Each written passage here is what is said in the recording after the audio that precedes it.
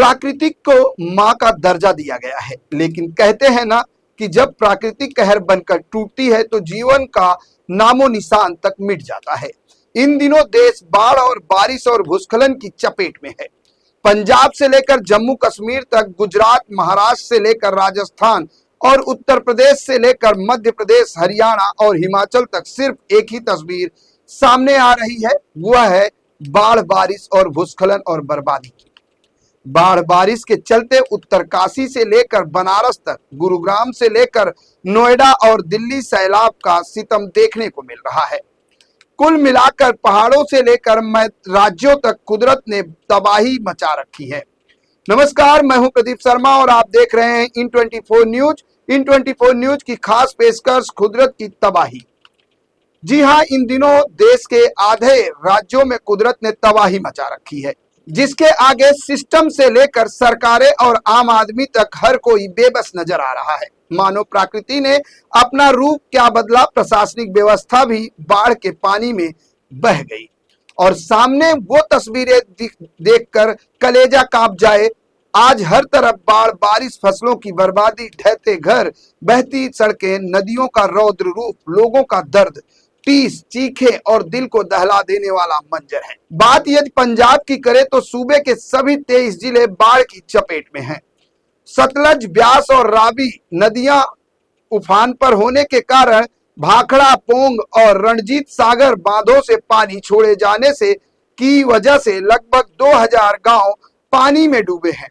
वहीं 4000 लोग बाढ़ की भयंकर त्रासदी झेल रहे हैं और बेघर हो गए हैं, जबकि 20 लाख से अधिक लोग प्रभावित हुए हैं। इसके अलावा 1,70,000 हेक्टेयर से ज्यादा फसलें बर्बाद हो गई हैं। बाढ़ के कारण अब तक 48 लोग अपनी जान गंवा चुके हैं, जबकि जिला पाठनकोट से 3 व्यक्ति लापता हैं। वहीं हजारों की संख्या में जानवर भी सैलाब में बहकर अपनी जिंदगी गंवा दिए हैं। गुरदासपुर, अमृतसर और फिरोजपुर जैसे जिले सबसे ज्यादा प्रभावित हैं। अमृतसर में बाढ़ से सीमावर्ती क्षेत्र के 175 सरकारी स्कूलों की इमारतों और फर्नीचर को नुकसान पहुंचा है। बताया जा रहा है कि स्कूलों को 54 करोड़ का नुकसान हुआ है। पंजाब में क्लाइमेट चेंज से भारी बारिश, बादल फटने की घटनाएं बढ़ी हैं, जिसने इस आपदा को और बढ़ाया है। आसमान से कहर बनकर बरस रही बारिश ने जनजीवन पूरी तरह से अस्त व्यस्त कर दिया है। सड़क, मकान और बिजली जैसी बुनियादी सुविधाएं ध्वस्त हो चुकी हैं। अब तक सबसे ज्यादा प्रभावित इलाकों में से 22,938 लोगों को रेस्क्यू किया गया है।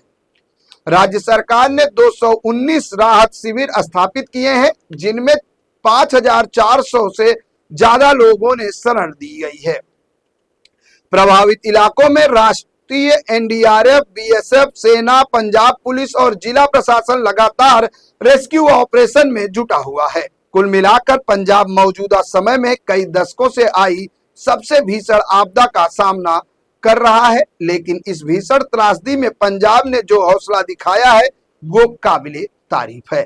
जानवरों से लेकर इंसानों की जिंदगियां बचाने के लिए पंजाब के लोगों ने जी जान लगाई है।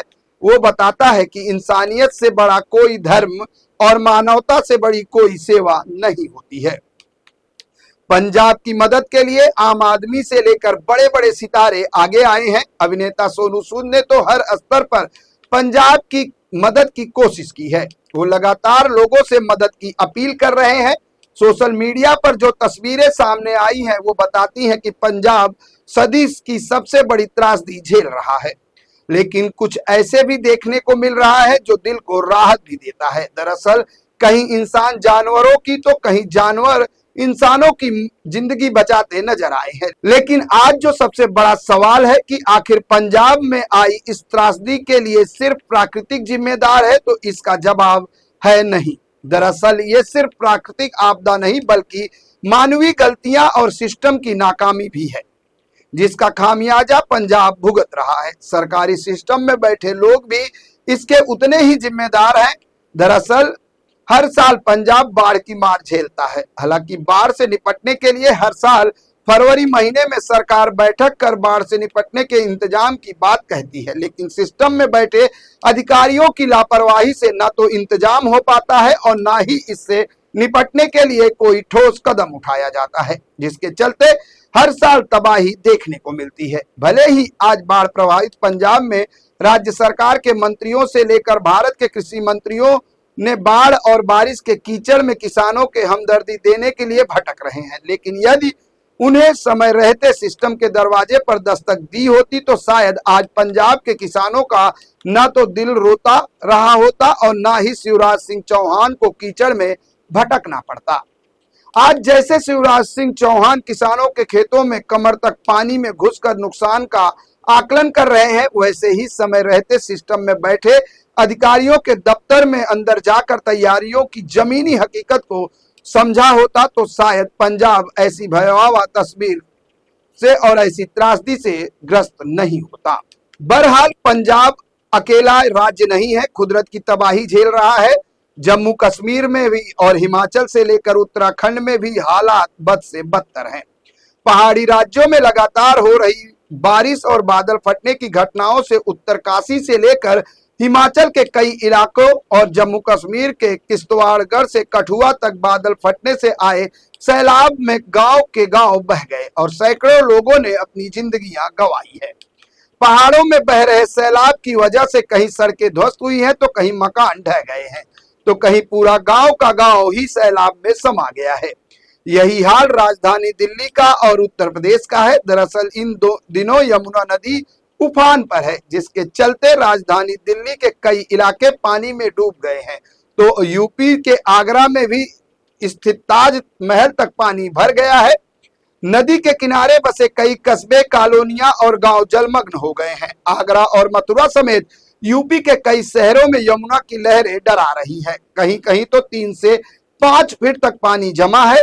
ताज नगरी आगरा में यमुना नदी का जलस्तर इतना बढ़ गया है कि ताजमहल की दीवारें तक पानी पहुंच गया है। यह पहला मौका है जब 45 साल बाद यमुना ने ताजमहल की दीवारों को छू लिया है।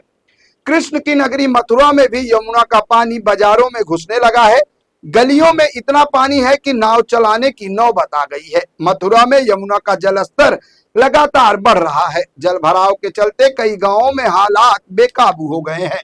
सड़कें जलमग्न हो गई हैं और कॉलोनियों में पानी भर गया है। इसके अलावा प्रयागराज में गंगा हिलोरे मार रही है। वाराणसी में भी गंगा का जलस्तर लगातार बढ़ रहा है। एक बार फिर से वाराणसी में गंगा के घाट डूबे हुए दिखाई दे रहे हैं। आपको बता दें कि बीते दिनों नोएडा और गुरुग्राम में भी पानी में डूब गया था। नोएडा और गुरुग्राम को देश के सबसे स्मार्ट शहरों में गिना जाता है। यहाँ फ्लैटों की कीमत 100 करोड़ तक है, लेकिन 2 कौड़ी के सिस्टम ने सब कुछ पानी में डुबो दिया और लोगों को जाम में फंसे रहना पड़ा। हालांकि राजधानी दिल्ली में यमुना का जलस्तर घटने लगा है। जैसे जैसे यमुना का जलस्तर घटता जाएगा, लोग जल्द ही राहत शिविरों से अपने घरों में लौटने लगेंगे। हालांकि उनके लिए अगली चुनौती अपने घरों की सफाई और अपने काम धंधे फिर से शुरू करने की होगी। कुल मिलाकर देश के कई शहरों में आसमानी आफत बरस रही है और शहर शहर सैलाब उमड़ा है। क्या पहाड़, क्या मैदान, हर जगह तबाही का मंजर। उत्तर प्रदेश में यमुना और गंगा उफानी हुई है तो वहीं हरियाणा में कई शहरों में सैलाब का कहर है। अमूमन राजस्थान में हमेशा पानी की किल्लत रहती थी, लेकिन इस बार बादलों ने राजस्थान में भी बसेरा डाल रखा है। राजस्थान के कई शहरों में जोरदार बरसात हो रही है। उदयपुर और धौलपुर में सड़कों पर सैलाब है। जहां तहां लोग पानी में फंसे हुए हैं। शहरों में मानो समंदर घुस गया हो। वहीं गुजरात के भी कई शहर पानी पानी है।